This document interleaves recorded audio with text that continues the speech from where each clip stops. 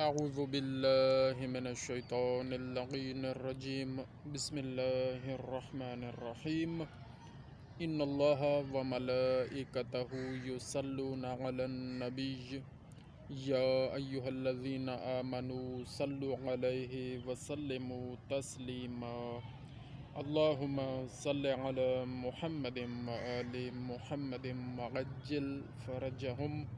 جب یہ آیت مبارکہ پڑھی جائے، یا ایہا الذین آمنو، اے وہ لوگو جو ایمان لائے ہو، یا ایہا الذین آمنو صلو علیہ وسلموا تسلیما، تو کیا ہے اس کا مطلب؟ یا ایہا الذین آمنو، اے وہ لوگو جو ایمان لائے ہو، صلوات پڑھو، درود پڑھو، اور اس طرح پڑھو جس طرح پڑھنے کا حق ہے۔ تو ہم سب پر درود پڑھنا ضروری ہو جاتا ہے، تو آپ درود ضرور پڑھا کریں۔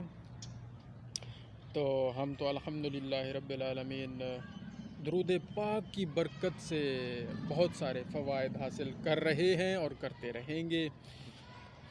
سورہ مبارکہ البقرہ 121ویں آیت سے شروع کرتے ہیں۔ الذین آتیناہم الکتاب یتلونہ حق تلاوتہ اولئک یؤمنون بہ ومن یکفر بہ فاولئک ھم الخاسرون۔ جنہیں ہم نے کتاب دی ہے وہ جیسی چاہیے اس کی تلاوت کرتے ہیں، وہی اس پر ایمان رکھتے ہیں، اور جو اس کے منکر ہوں تو وہی زیاں کار ہیں۔ اللہ اکبر۔ جنہیں ہم نے کتاب دی ہے وہ جیسی چاہیے اس کی تلاوت کرتے ہیں، یعنی ویسی تلاوت کرتے ہیں جیسی اللہ پاک چاہتے ہیں، جیسی چاہیے اس کی تلاوت کرتے ہیں، وہی اس پر ایمان رکھتے ہیں۔ اللہ اکبر۔ اور جو اس کے منکر ہیں تو وہی زیاں کار ہیں۔ بے شک یا بنی اسرائیل اذکروا نعمتی التی انعمت علیکم وانی فضلتکم علی العالمین۔ اے اولاد یعقوب، بنی اسرائیل کون ہیں؟ اولاد حضرت یعقوب علیہ السلام۔ ان سے مخاطب ہو کر اللہ پاک فرماتے ہیں، اے اولاد یعقوب، یاد کرو میرا احسان جو میں نے تم پر کیا، اور وہ جو میں نے اس زمانہ کے سب لوگوں پر تمہیں بڑائی دی۔ یعنی جس زمانے میں یہ بنی اسرائیل تھے، اس زمانے میں سب لوگوں پر اس قوم کو اللہ پاک نے برتری دی، تو یہ بہت بڑا احسان ہے۔ تو اللہ تعالیٰ اپنے احسان ان کو بار بار مختلف آیات میں ہم پڑھتے رہے ہیں، اور آگے بھی پڑھیں گے انشاءاللہ، انہیں اپنے احسانات یاد دلوا رہے ہیں کہ سب لوگوں پر میں نے تمہیں برتری دی۔ وَاتَّقُوا يَوْمًا لَا تَجْزِي نَفْسٌ عَن نَفْسٍ شَيْئًا وَلَا يُقْبَلُ مِنْهَا عَدْلٌ وَلَا تَنْفَعُهَا شَفَاعَةٌ وَلَا هُمْ يُنصَرُونَ۔ اور ڈرو اس دن سے کہ کوئی جان دوسرے کا بدلہ نہ ہوگی، اور نہ اس کے کچھ لے کر چھوڑیں۔ سمجھ آ رہی ہے؟ اللہ پاک فرماتے ہیں اس دن سے ڈرو کہ جس دن کوئی جان دوسری جان کا بدلہ نہیں ہوگی۔ ہر کوئی اپنے کاموں کا ذمہ دار خود ہوگا، اور اس کو اس اپنے کاموں کا جواب دینا ہوگا، اور نہ اس کو کچھ لے کر چھوڑیں، یعنی کوئی رشوت والا کام بھی نہیں ہوگا اس دن، کچھ لے کر چھوڑا نہیں جائے گا، اور نہ کافر کو کوئی سفارش نفع دے۔ کافروں کو کوئی سفارش بھی نفع نہیں دے گی۔ ہم مسلمان جو ہیں ہمیں شفاعت محمد و آل محمد علیہم السلام کی امید ہے، تو کافروں کو تو وہ بھی سفارش نہیں ہوگی ان کی۔ تو کافر کو اور نہ کافر کو کوئی سفارش نفع دے، اور نہ ان کی مدد ہو، ان کی مدد بھی نہیں ہوگی۔ فیضان علی جو آ رہا ہے اس کو آنے دیں، آپ نے ادھر توجہ کرنی ہے۔ وَإِذِ ابْتَلَىٰ إِبْرَاهِيمَ رَبُّهُ بِكَلِمَاتٍ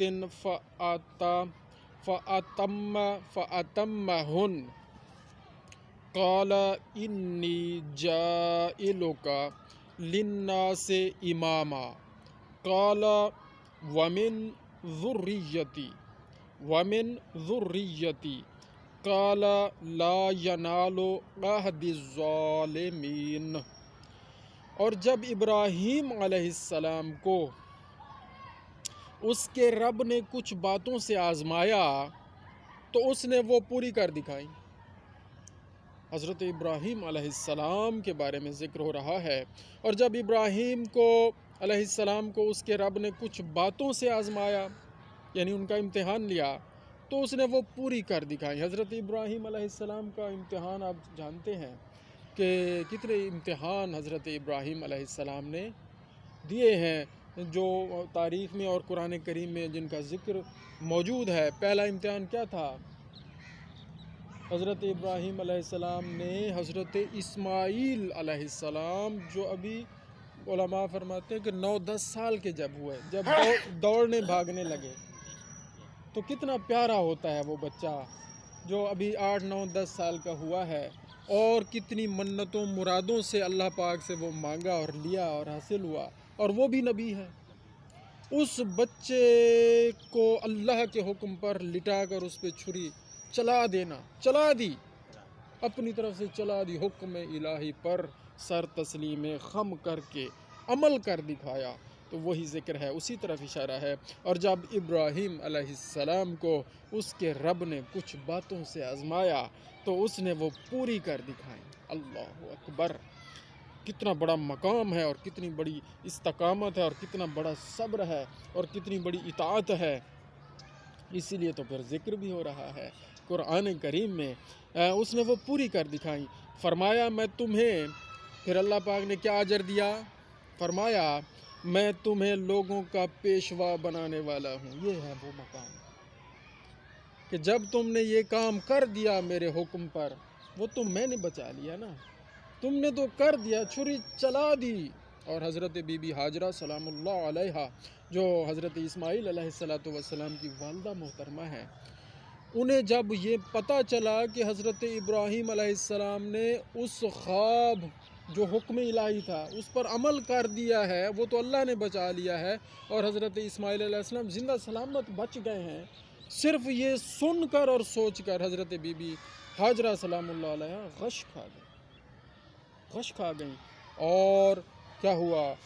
تاریخ میں نے سنا ہے، پڑھا نہیں ہے، کچھ علم باوثوق لوگوں سے کہ جناب حضرت بی بی ہاجرہ کا انتقال بھی ہو گیا اسی غم میں کچھ دن بعد۔ تو کتنا بڑا یہ ایک صبر کا مقام ہے۔ اور پھر اس کو آپ لے جائیں کربلا میں، اس بات کو، حضرت ابراہیم علیہ السلام کی اولاد پاک میں حضور پاک ہیں، اور حضور پاک کی اولاد پاک میں پھر وہ حضرت امام حسن اور امام حسین علیہ السلام ہیں، اور پھر امام حسین علیہ السلام کا حوصلہ دیکھیں۔ اس لیے ہم کہتے ہیں کہ امامت بڑا مقام ہے نبوت سے، سمجھ آ رہی ہے؟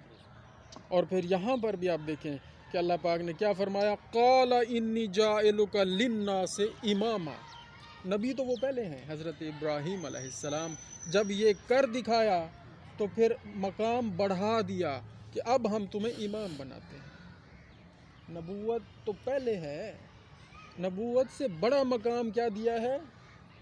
امام بناتے ہیں۔ امامت بڑا مقام ہے، اس کو سمجھیں، کیونکہ دین لانے والے نبی ہیں، دین بچانے والے امام، اس لیے یہ بڑا مقام ہے۔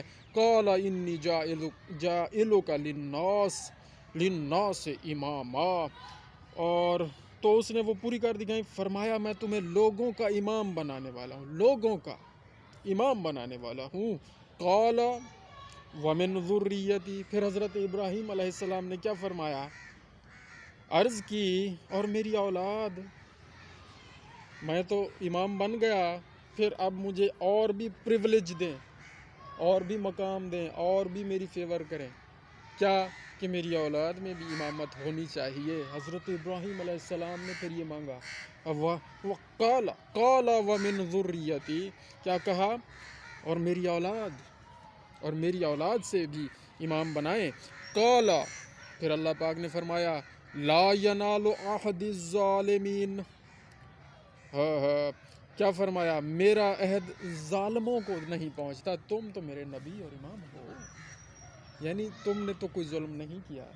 تو یہ عہد پھر اللہ نے پورا کیا، اور ان کی اولاد میں سید الانبیاء آئے، آخری نبی، اور پھر آخری نبی کی اولاد میں 12 امام ہیں۔ سبحان اللہ۔ تو یہ وہ مقام ہے، تو اس لیے کہا جاتا ہے کہ امامت بڑا مقام ہے۔ وَإِذْ جَعَلْنَا الْبَيْتَ مَثَابَةً لِلنَّاسِ وَأَمْنًا وَاتَّخِذُوا مِن مَّقَامِ إِبْرَاهِيمَ مُصَلًّى وَعَهِدْنَا إِلَىٰ إِبْرَاهِيمَ وَإِسْمَاعِيلَ أَن طَهِّرَ بَيْتِيَ لِلطَّائِفِينَ والعاکفین والرکع السجود۔ سنیں اور یاد کرو جب ہم نے اس گھر کو لوگوں کے لیے رجوع کرنے والا، مرجع اور امان بنایا، یعنی امن بنایا۔ کس گھر کو؟ جو حضرت ابراہیم علیہ السلام نے تیار کیا، کعبہ، بیت اللہ، حضرت ابراہیم اور حضرت اسماعیل علیہ السلام نے مل کے بلند کیا۔ اور یاد کرو جب ہم نے اس گھر کو یا اس گھر کو لوگوں کے لیے مرجع، یعنی اس کی طرف رجوع کرنے والا اور امان بنایا، اور ابراہیم علیہ السلام کے کھڑے ہونے کی جگہ کو نماز کا مقام بناؤ، جہاں پر کھڑے ہو کر انہوں نے وہ مقام بلند کیا، دیواریں، تو مقام ابراہیم موجود ہے۔ وعلیکم السلام۔ تو مقام ابراہیم موجود ہے، تو کیا فرمایا؟ حضرت ابراہیم علیہ السلام کے کھڑے ہونے کی جگہ کو نماز کا مقام بناؤ۔ اور ہم نے تاکید فرمائی، اللہ پاک فرما رہے ہیں، اور ہم نے تاکید فرمائی ابراہیم و اسماعیل علیہ السلام کو کہ میرا گھر خوب ستھرا کرو، خوب ستھرا کرو، طواف کرنے والوں اور اعتکاف والوں اور رکوع و سجود والوں کے لیے کیا کرو؟ میرے گھر کو ستھرا کرو، خوب ستھرا کرو۔ وَإِذْ قَالَ إِبْرَاهِيمُ رَبِّ اجْعَلْ هَٰذَا بَلَدًا آمِنًا وَارْزُقْ أَهْلَهُ مِنَ الثَّمَرَاتِ مَنْ آمَنَ مِنْهُمْ بِاللَّهِ وَالْيَوْمِ الْآخِرِ قَالَ وَمَنْ كَفَرَ فَأُمَتِّعُهُ قَلِيلًا ثم اضطرہ الی عذاب النار وبئس المصیر۔ اور جب عرض کی ابراہیم علیہ السلام نے کہ اے میرے رب، اس شہر کو امان والا کر دے اور اس کے رہنے والوں کو طرح طرح کے پھلوں سے روزی دے۔ اللہ اکبر۔ یہ حضرت ابراہیم علیہ السلام کی دعا کا ثمر ہے کہ مکہ مکرمہ، بیت اللہ جہاں پر موجود ہے، وہاں پر رزق روزی زیادہ ہے اور رہے گی۔ تو کیونکہ اللہ کے نبی اور جن کو پھر اللہ نے امام بھی بنایا، انہوں نے یہ دعا کی، تو اس دعا کا اثر ہے اور تاثیر ہے اس کے رہنے والوں کو اس شہر کو امان والا کر دے اور اس کے رہنے والوں کو طرح طرح کے پھلوں سے روزی دے، جو ان میں سے اللہ اور پچھلے دن پر ایمان لائیں، ان کے لیے یہ دعا ہے، جو اللہ پر بھی ایمان لائیں اور آخرت کے دن پر بھی ایمان لائیں۔ فرمایا اور جو کافر ہوا تھوڑا برتنے کو اسے بھی دوں گا، یعنی جس نے کفر کیا، اللہ پاک نے فرمایا تھوڑا اس کو بھی دوں گا، برتنے کو، کچھ کام چلائے اپنا، اسے بھی دوں گا، پھر اسے عذاب دوزخ کی طرف مجبور کر دوں گا۔ کافر کو ملے گا اس دنیا میں ملے گا، لیکن پھر کیا ہوگا؟ اسے عذاب دوزخ کی طرف مجبور کر دوں گا، اور بہت بری جگہ ہے پلٹنے کی، دوزخ بہت بری جگہ ہے۔ آخری آیت یہ پڑھتے ہیں اور پھر تمام کرتے ہیں۔ وَإِذْ يَرْفَعُ إِبْرَاهِيمُ الْقَوَاعِدَ مِنَ الْبَيْتِ وإسماعیل ربنا تقبل منا انک انت السمیع العلیم۔ اور جب اٹھاتا تھا ابراہیم علیہ السلام اس گھر کی نیویں یعنی بنیادیں، اور اسماعیل علیہ السلام یہ کہتے ہوئے اے رب ہمارے ہم سے قبول فرما، یہ جو ہم کر رہے ہیں، یہ جو محنت ہم کر رہے ہیں، ہم سے قبول فرما، بے شک تو ہی سنتا جانتا ہے۔ تو اللہ تعالیٰ سے دعا ہے کہ اللہ تعالیٰ ہمیں قرآن کریم کی تلاوت روزانہ کرنے کی، اس کو سمجھنے کی، اس پر عمل کرنے کی اور اس کا پیغام آگے پہنچانے کی توفیق عطا فرمائے یا اللہ کریم۔ پڑھنے میں، سمجھنے میں، عمل کرنے میں اور پہنچانے میں جو کمی کوتاہی ہو گئی ہے یا ہو جائے بھول چوک کے، یا انسانی بشر کیونکہ ہیں غلطی ہوتی ہے، تو ہمیں معاف فرما دے یا اللہ۔ ہمیں ایسا بنا دے جیسا تو چاہتا ہے، ہمیں ریاکاریوں سے، غیبتوں سے بچا لے، ہمیں بد اخلاقیوں سے بچا لے، ہمیں تمام برائیوں سے اور تمام بیماریوں سے بچا لے یا اللہ کریم۔ اس قرآن کریم کے صدقے ہمیں، ہم سب کو، ہم جو یہاں موجود ہیں اور پھر جو جہاں جہاں بھی کائنات میں مومنین، مومنات، مسلمین، مسلمات موجود ہیں، سب کو تمام جسمانی، روحانی، اخلاقی اور ہر طرح کی بیماریوں سے اور برائیوں سے نجات عطا فرما۔ آمین بجاہ النبی الکریم۔ اللہم صلی علی محمد و آل محمد وعجل فرجہم۔ لا الہ